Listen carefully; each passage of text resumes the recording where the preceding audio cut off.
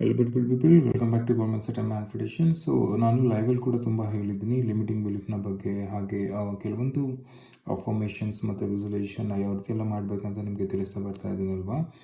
So ಅದನ್ನು ಇಂಪ್ಲಿಮೆಂಟ್ನ ಮಾಡಿ. ಮೇನಾಗಿ ನೋಡಿ, ನೀವು ಯಾವುದೇ ಟೆಕ್ನಿಕ್ನ ಮಾಡಿದ್ರು ಕೂಡ, ಯಾವುದನ್ನು ಮಾಡಿದ್ರು ಕೂಡ ಏನಿರುತ್ತೆ, ಜಸ್ಟ್ ನಿಮ್ಮ ಇನ್ನರ್ ಸ್ಟೇಟ್ನ ಕೀಪ್ನ ಮಾಡೋದಿರುತ್ತೆ. ನಿಮ್ಮ ಡಿಸೈರ್ಸ್ ಎಷ್ಟೇ ಇರ್ಬೋದು, ಏನೇ ಇರ್ಬೋದು, ಆದರೆ ಯಾವುದು ನಿಮ್ಮನ್ನು ಮುಂದಕ್ಕೆ ತಗೊಂಡೋಗೋದು, ಜಸ್ಟ್ ನಿಮ್ಮ ಇನ್ನರ್ ಸ್ಟೇಟ್ನ ಯಾವಾಗಲೂ ಕೂಡ ಲ್ಯಾಕ್ ಇಲ್ದೇನೆ, ಅಥವಾ ಒಂದು ಭಯ ಇಲ್ದೇನೆ, ಅಥವಾ ಕನ್ಫ್ಯೂಷನ್ ಇಲ್ದೇನೆ, ಡೌಟ್ ಇಲ್ದೇನೆ ನೀವು ಇಟ್ಕೊಳ್ಳೋಂಥದ್ದು. ಇಟ್ಸ್ ಅ ನ್ಯಾಚುರಲ್ ಸ್ಟೇಟ್ ಆಗಿರಬೇಕು. ನೀವು ಯಾವುದೋ ಒಂದು ಮ್ಯಾನಿಫೆಸ್ಟ್ನ ಮಾಡ್ತಿದ್ದೀರ ಅಂತ ಹೇಳಿದರೆ ನ್ಯಾಚುರಲಿ ಅಲೈನ್ ಆಗೋದು ತುಂಬ ಇಂಪಾರ್ಟೆಂಟ್. ನೀವೇನು ಮಾಡ್ತೀರಾ ಅಂತ ಹೇಳಿದರೆ, ನನಗೆ ನಾನು ಏನೋ ಒಂದು ಮ್ಯಾನಿಫೆಸ್ಟ್ ಮಾಡ್ತಿದ್ದೀನಿ, ಅದಕ್ಕೆ ರಿಲೇಟೆಡ್ ಆಗಿ ತುಂಬ ಕನ್ಫ್ಯೂಷನ್ ಇಟ್ಕೊಂಡಿರ್ತೀರ. ಆ ಟೆಕ್ನಿಕ್ ಮಾಡೋದ, ಇದನ್ನು ಮಾಡೋದ, ಯಾವುದನ್ನು ಅಪ್ಲೈ ಮಾಡೋದು ಅಂತ. ಇಲ್ಲಿ ನಾನು ನಿಮಗೆ ತಿಳಿಸಿದ್ದೀನಲ್ವಾ, ಯಾವುದೇ ಟೆಕ್ನಿಕ್ನ ಬಳಸಿ. ಅಫರ್ಮೇಷನ್ ಬಳಸ್ತೀನಿ ಅಂತ ಹೇಳಿದರೆ ಅಫರ್ಮೇಷನ್ನ ಬಳಸಿ, ವಿಸುಲೈಸೇಷನ್ ಬಳಸ್ತೀನಿ ಅಂತ ಹೇಳಿದರೆ ವಿಸುಲೈಸೇಷನ್ನ ಬಳಸಿ. ಆದರೆ ನೀವು ಜಸ್ಟ್ ಒಂದು 5 ಮಿನಿಟ್ನ ತಗೊಳ್ಳುತ್ತೆ ಅಷ್ಟೇ. ಈಗ ನೀವು ಅಫರ್ಮ್ನ ಮಾಡಬೇಕು, ಬೆಳಗ್ಗೆ ಎದ್ದ ತಕ್ಷಣ ನೀವು ಸೈಲೆನ್ಸ್ ಆಗಿ ಇದ್ಕೊಂಡು ಅಫರ್ಮೇಷನ್ ಹೇಳ್ಕೊಬೋದಲ್ವಾ. ವಿಸುಲೈಸ್ ಮಾಡಬೇಕಾದ್ರೂ ಅಷ್ಟೇ. ಇಲ್ಲಿ ಸಿಂಪ್ಲಿ ಏನಂತ ಹೇಳಿದ್ರೆ ನಿಮ್ಗೆ ನೀವು ಕನ್ಫ್ಯೂಷನ್ ಕ್ರಿಯೇಟ್ನ ಮಾಡ್ಕೊತಿದ್ದೀರಾ. ಮತ್ತು ಇಲ್ಲಿ ಅಸಂಪ್ಷನ್ ಅಂತ ಬಂದಾಗ ನೋಡಿ, ನೀವು ಅಸಂಪ್ಷನ್ನ ನೋಡಿ, ನೀವು ಮಲ್ಗೋಕ್ಕೂ ಮುಂಚೆ ಏನು ಮಾಡಬೇಕು, simply when you go to bed before sleep ಏನು ಮಾಡಬೇಕಂತ ಹೇಳಿದರೆ ಸಿಂಪ್ಲಿ ಐಸ್ನ ಕ್ಲೋಸ್ ಮಾಡಬೇಕು. ನಿಮಗೆ ಏನು ಆಗಬೇಕಾಗಿದೆ next day, next week, next month ಏನಾಗಬೇಕಾಗಿದೆ, ನಿಮ್ಮ ಗೋಲ್ಸ್ಗಳು ಏನೇನಿರುತ್ತೆ ಅದಕ್ಕೆ ರಿಲೇಟೆಡ್ ಆಗಿ ನೀವೇನು ಮಾಡಬೇಕಂತ ಹೇಳಿದರೆ ಅಸೂಮ್ನ ಮಾಡೋದು, ಪಾಸಿಟಿವ್ ಸೆಲ್ಫ್ ಇಮೇಜ್ನ ಕ್ರಿಯೇಟ್ನ ಮಾಡ್ಕೊಳ್ಳೋದು. ನಿಮಗೆ ನೀವು ಕ್ರಿಯೇಟ್ನ ಮಾಡ್ಕೊಳ್ಳೋಂಥದ್ದು ಪಾಸಿಟಿವ್ ಸೆಲ್ಫ್ ಇಮೇಜ್ನ. ಯಾವಾಗ ನೀವು ಪಾಸಿಟಿವ್ ಸೆಲ್ಫ್ ಇಮೇಜ್ನ ನೀವು ರಿವೈಡ್ನ ಮಾಡಿ ನೀವು ಮಲಗ್ತೀರಾ, ಸೊ ನಿಮ್ಮ ಎಂಟೈರ್ ನೈಟ್ ಕೂಡ ಅದು ಪ್ರೋಗ್ರಾಮ್ ಆಗ್ತಾ ಇರುತ್ತೆ. ಅಂದರೆ ಇದು ಅಭ್ಯಾಸ ಆಗಬೇಕು. ಒಂದಿನ ಮಾಡಿಬಿಟ್ಟು ಒಂದು ವಾರ ಮಾಡ್ದೇನೆ, ಇಲ್ಲ ನಾನು ಮಾಡಿದ್ದೆ ಅದು ಆಗಬೇಕಲ್ಲ, ನಡಿಬೇಕಲ್ಲ ಅಂತ ಆ ಥರದ್ದೆಲ್ಲ ಥಾಟ್ಗಳು. ನೀವು ರೆಗ್ಯುಲರ್ ಆಗಿ ಮಾಡ್ತಾ ಬನ್ನಿ, ಆ ಕನ್ಸಿಸ್ಟೆನ್ಸಿನ ಫಾಲೋಅಪ್ನ ಮಾಡಿ. ನೀವು ಪರ್ಸಿಸ್ಟ್ನ ಮಾಡ್ತಾ ಬರೋದಷ್ಟೇ ನಿಮ್ಮ ಕೆಲಸ. ಓಕೆ, ಅದನ್ನು ಮಾಡ್ಕೊಳ್ಳಿ. ಅದು ತುಂಬ ನಿಮಗೆ ಬೆನಿಫಿಟ್ಸ್ನ ಕೊಡ್ತಾ ಇರುತ್ತೆ. ತುಂಬ ಈಸಿ ಇರುತ್ತೆ ಎಲ್ಲದನ್ನು ಕೂಡ.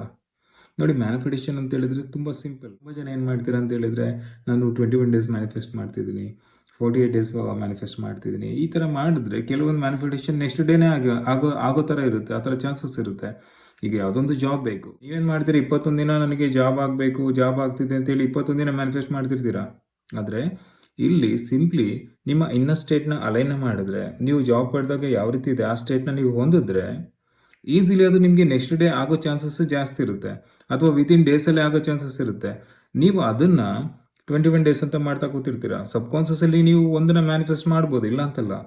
ಮ್ಯಾನಿಫೆಸ್ಟ್ ಮಾಡಿದ್ಮೇಲೆ ನೆಕ್ಸ್ಟ್ ನೀವು ಮಾಡಬೇಕಾದ್ರೆ ನಿಮ್ಮ ಬ್ರೈನಲ್ಲಿ ಸಬ್ಕಾನ್ಷಿಯಸ್ ಅದೇ ರೀತಿನೇ ತಗೊಳುತ್ತೆ. ನಾನು 21 ಡೇಸ್ ಮಾಡ್ತೀನಿ, ಅವಾಗಷ್ಟು ನನ್ನ ಮ್ಯಾನಿಫೆಸ್ಟ್ ಆಗುತ್ತೆ. ನಾನು ಮಂಡೇ, ಟ್ಯೂಸ್ಡೇ, ವೆಡ್ನೆಸ್ಡೇ ಮಾಡ್ತೀನಿ.